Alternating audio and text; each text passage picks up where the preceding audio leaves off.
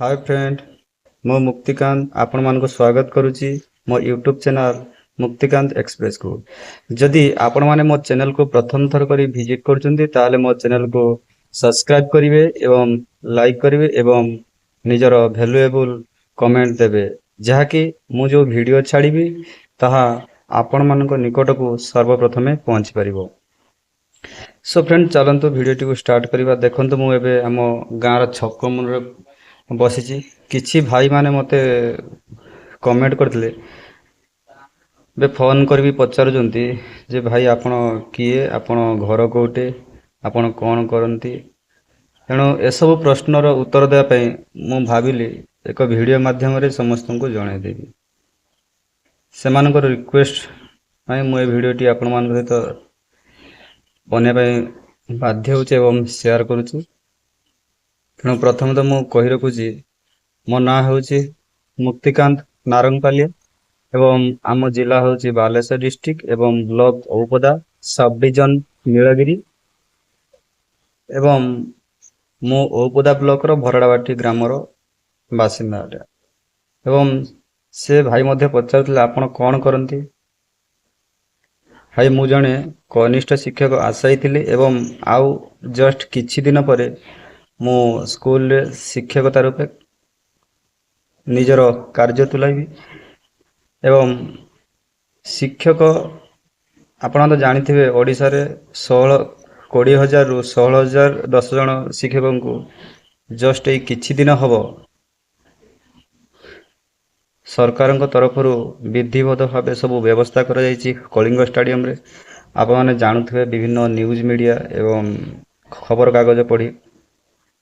तेणु आमर 5 तारिख दिन कलिंग स्टेडियम रे ओरिएंटेशन प्रोग्राम अछि। आप माने समस्त जानुथिबे, न्यूज मते सुनुथिबे एवं विभिन्न जिल्लार विभिन्न डेट रे तांकर एग्रीमेंट हो। एग्रीमेंट परे से माने जो माने टिके दूरिया जिला से माने 4 रु बाहरिबे निजर टीपीसी ऑफिस अभिमुखे एवं 5 तारिख दिन समस्ते जाई कलिंग स्टेडियम रे 12:30 सुधा पहुँचे। से सरकार जीवा आसीबा एवं विभिन्न प्रकार सुविधा रहिबा खाइबा तापई विधिवत भाव व्यवस्था करा जायछि।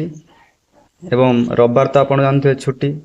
सबु काम ओरिएंटेशन प्रोग्राम सरिला परे भुवनेश्वर कलिंग स्टेडियम रे हॉकी कलिंग स्टेडियम रे तापरे से माने कोन करिवे डीपीसी ऑफिस को फेरी एवं सोमवार जो 7 तारिख पड़ुची से माने 7 तारिख दिन 12:30 सुधा जाके जॉइन करिवे।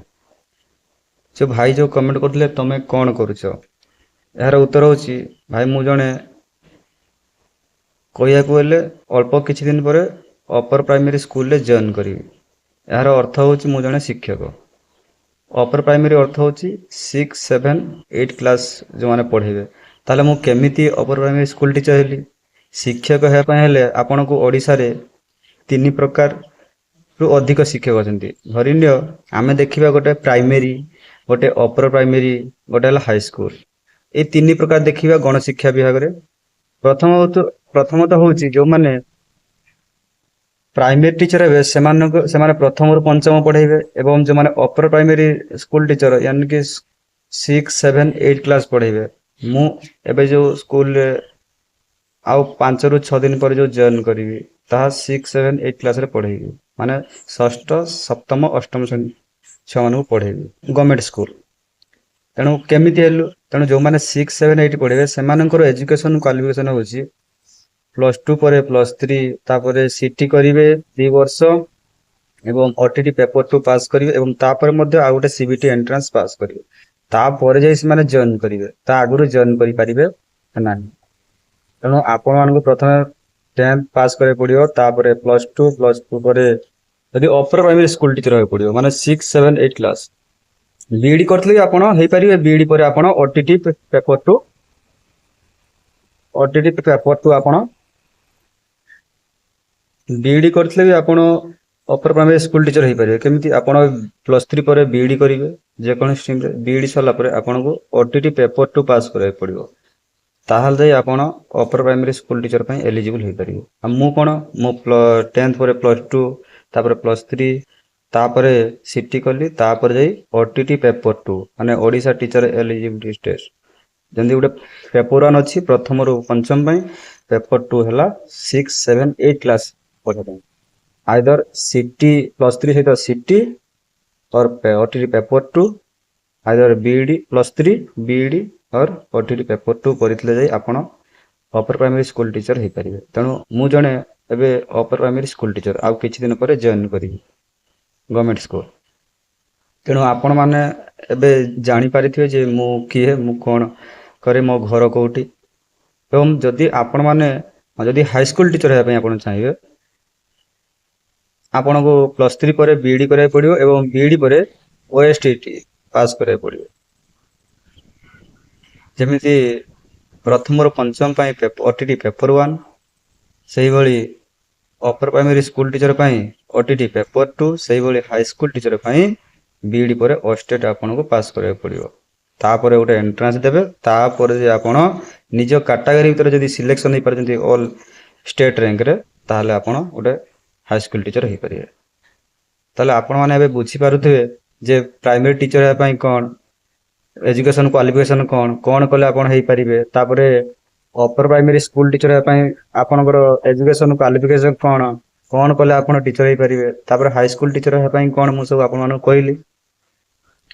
ତାପରେ ଅନେକ ପ୍ରଶ୍ନ ଉଠେ, ଆପଣମାନେ ଦେଖିଥିବେ ଏବେ ଯେଉଁ ଜୁନିୟର ଟିଚର ଏଗ୍ରିମେଣ୍ଟ ହେଉଥିଲା, କିଛି ଗୁଜବ ଶୁଣିବାକୁ ମିଳୁଥିଲା ଯେ କିଛି ଜିଲ୍ଲାରେ ଏଗ୍ରିମେଣ୍ଟ କରିଦେଉନାହାନ୍ତି କି ସାର୍ଟିଫିକେଟ ଚିରି ଦେଉଛନ୍ତି। ତାହା ତ କେତେ ସତ କେତେ ମିଛ ଆମେ ତ ଜାଣିନୁ, କିନ୍ତୁ ଶୁଣିବାକୁ ମିଳୁଛି। ଯଦି ସେମିତିକା କିଏ ଦୁଃସାହସ କରୁଛି, ତା ପ୍ରତି ଆଇନଗତ କାର୍ଯ୍ୟାନୁଷ୍ଠାନ ହେବା ଦରକାର।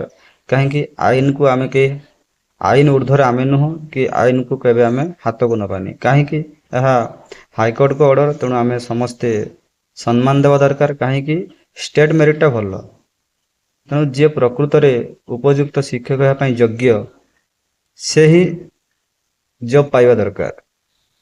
ତାହେଲେ ଯାଇ ଗୁଣାତ୍ମକ ଶିକ୍ଷା ବୃଦ୍ଧି ହେଇପାରିବ। ଏବଂ ଆମେ ତ ଜାଣୁଛେ ଓଡ଼ିଶାରେ ଏବେ ଶିକ୍ଷା ବ୍ୟବସ୍ଥା ବହୁତ ବିପର୍ଯ୍ୟସ୍ତ ଏବଂ ସରକାର ଚେଷ୍ଟା କରିବେ ଯେମିତି ଗୁଣାତ୍ମକ ଶିକ୍ଷା ବୃଦ୍ଧି କରିବା ପାଇଁ ଏବଂ ଶିକ୍ଷକମାନଙ୍କୁ ନିଜର ନ୍ୟାର୍ଯ୍ୟ ଦାବି ହାସଲ ଯେମିତି ତାଙ୍କର ହେଇପାରିବ ଏବଂ ତାଙ୍କର ସବୁ ଡିମାଣ୍ଡ ଫୁଲଫିଲ୍ ହେଇପାରିବ। ଏବଂ ବିଦ୍ୟାଳୟର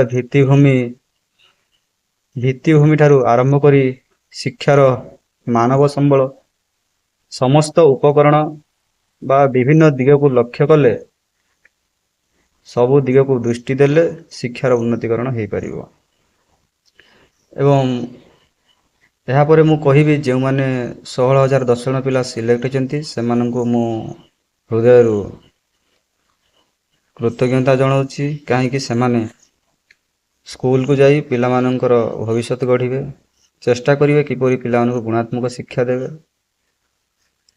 ଏବଂ ଜଣେ ଉତ୍ତମ ଶିକ୍ଷକ ଭାବରେ ସମାଜରେ ନିଜର ପରିଚୟକୁ ଅଧିକରୁ ଅଧିକ ବା ଉଚ୍ଚରୁ ଉଚ୍ଚକୁ ନେବା ପାଇଁ ଚେଷ୍ଟା କରିବେ ଏବଂ ଜଣେ ଭଲ ଶିକ୍ଷକ ହେବା ପାଇଁ ଚେଷ୍ଟା କରିବେ। ଏବଂ ଯେଉଁମାନେ ସିଲେକ୍ସନ୍ ହେଇପାରିନାହାନ୍ତି ସେମାନେ ବି କିଛି ମନ ଦୁଃଖ କରିବାର ନାହିଁ। ଆଗକୁ ସେକେଣ୍ଡ ଫେଜ୍ ଆସିବ ଏବଂ ଆପଣମାନେ ଚେଷ୍ଟା କରିବେ ଯେ ମୁଁ କେମିତି ଅଧିକ ପରିଶ୍ରମ କରି ଚେଷ୍ଟା କରିବେ ମୁଁ କେମିତି ଗୋଟେ ସିଟ୍ ନିହାତି ଅଲ୍ ଓଡ଼ିଶାରେ ନିଜର ସ୍ଥାନ ବଜାୟ ରଖିବି। ଏବଂ ଯେଉଁମାନେ ବି ଯେଟି ପାଇଛନ୍ତି ବା ଆଉ କିଛି ଦିନ ପରେ ଜଏନ୍ କରିବେ, ସେମାନେ ବି ଚେଷ୍ଟା କରିବେ ଏତିକିରେ ସୀମିତ ନ ରହି ସେମାନେ ହାଇସ୍କୁଲ ପାଇଁ ଆଗାମୀ ବିଇଡ଼ି କରିବା ପାଇଁ ଚେଷ୍ଟା କରିବେ। ଏବଂ ବିଇଡ଼ି ପରେ ଆପଣ ଯଦି ବିଇଡ଼ି କରିବେ, ବିଇଡ଼ି ପରେ ଆପଣ ପାଇଁ ବିଭିନ୍ନ ପ୍ରକାର ରାସ୍ତା ଖୋଲିଯିବ। କେମିତି ଆପଣ ବିଇଡ଼ି ପରେ ଚାହିଁଲେ ବିଓ ଡାଇରେକ୍ଟ ବିଇଡ଼ିରୁ ଆପଣ ଏଣ୍ଟ୍ରାନ୍ସ ଦେଇ ଗୋଟେ ଏକ୍ଜାମ ଦେବାକୁ ପଡ଼େ। ଆପଣ ଚାହିଁଲେ ହାଇସ୍କୁଲ ଟିଚରରୁ ବିଓ ହେଇପାରିବେ। ଏବଂ ଯଦି ଆପଣ ବିଇଡ଼ି ପରେ ପିଜି କରୁଛନ୍ତି, ତାହେଲେ ଆପଣ college lecturer OEVS, KVS, NVS ସବୁଠାରେ ଆପଣ ଏଲିଜିବୁଲ୍ ହେଇପାରିବେ। ତେଣୁ ଆମ୍ଭେମାନେ ମଧ୍ୟ ଯେ କେବଳ ପ୍ରାଇମେରୀ କିମ୍ବା ଅପର ପ୍ରାଇମେରୀ ସ୍କୁଲ ଟିଚରରେ ସୀମିତ ନ ରହି ଉଚ୍ଚ ଶିକ୍ଷା ପାଇଁ ଆମେ ଚେଷ୍ଟା କରିବା, ତାହେଲେ ନିଜର ଜ୍ଞାନ ଏବଂ ଗାରିମା ବୃଦ୍ଧି ହୋଇପାରିବ। ତେଣୁ ସମସ୍ତଙ୍କୁ ମୋ ତରଫରୁ ବା ଆମ ଚ୍ୟାନେଲ ତରଫରୁ ଆଉ ଥରେ ଯେଉଁମାନେ ସିଲେକ୍ସନ୍ ହୋଇଛନ୍ତି ସମସ୍ତେ ନିଜର ଡକ୍ୟୁମେଣ୍ଟ ବା ଏଗ୍ରିମେଣ୍ଟକୁ ସମସ୍ତେ ସୁରୁଖୁରୁରେ କାମଟିକୁ ସାରି ଦିଅନ୍ତୁ ଏବଂ ଯାହା ଯାହା ଡକ୍ୟୁମେଣ୍ଟ ଦରକାର, ସେ କ୍ୟାରେକ୍ଟର ସାର୍ଟିଫିକେଟ୍ ହେଉ, ସ୍ପାଉଜ୍ ଲିଭିଂ ହେଉ ଏବଂ ଅନ୍ୟାନ୍ୟ ସାର୍ଟିଫିକେଟ୍ 2ଟି ସେଟ୍ ସେଲ୍ଫ ଆଟେଷ୍ଟେଡ୍ କରି ଜେରକ୍ସ କରି ରଖିଦିଅନ୍ତୁ। ଦରକାର ବେଳେ କାମରେ ଆସିବ ଏବଂ ସେମାନେ ତ ସେଠାରେ ସବୁ ଏନଗେଜମେଣ୍ଟ ଅର୍ଡ଼ର ଦେବେ, ସେଟା ଆମ କାମ ନୁହଁ, ତାଙ୍କ କାମ। ଆମର କାମ ଯାହା ବି ଅଛି ଆମେ ତାକୁ ଠିକ୍ ଭାବରେ କରିବା ଦରକାର, କାହିଁକି ନା ଏହା ହେଉଛି ଚାକିରି କଥା। ତେଣୁ ନିଜର ଭବିଷ୍ୟତ ବା ନିଜର ଫ୍ୟୁଚର ଏଠାରେ ସୃଷ୍ଟି ହେବ। ତେଣୁ ସମସ୍ତେ 5 ତାରିଖ ଦିନ କଳିଙ୍ଗ ଷ୍ଟାଡିୟମରେ ଦେଖାହେବା। ତେଣୁ ସମସ୍ତଙ୍କୁ all the best. So friend, ଆଜି ପାଇଁ ଭିଡ଼ିଓ ଏଠାରେ ରଖୁଛି। ଯଦି ଆପଣମାନଙ୍କୁ ଭିଡ଼ିଓଟି ଭଲ ଲାଗିଛି, କିଛି ଇନଫର୍ମେଟିଭ ଲାଗିଛି, ଆପଣ କିଛି ଶିଖିବା ପାଇଁ ପାଇଛନ୍ତି, ତାହେଲେ ମୋ ଚ୍ୟାନେଲକୁ ସବସ୍କ୍ରାଇବ କରନ୍ତୁ। ସୋ ଫ୍ରେଣ୍ଡ, ଆଜି ପାଇଁ ବିଦାୟ ନେଉଛି। ଜୟ ହିନ୍ଦ, ବନ୍ଦେ ମାତରମ୍, ଜୟ ଜଗନ୍ନାଥ, ଜୟ ଓଡ଼ିଶା।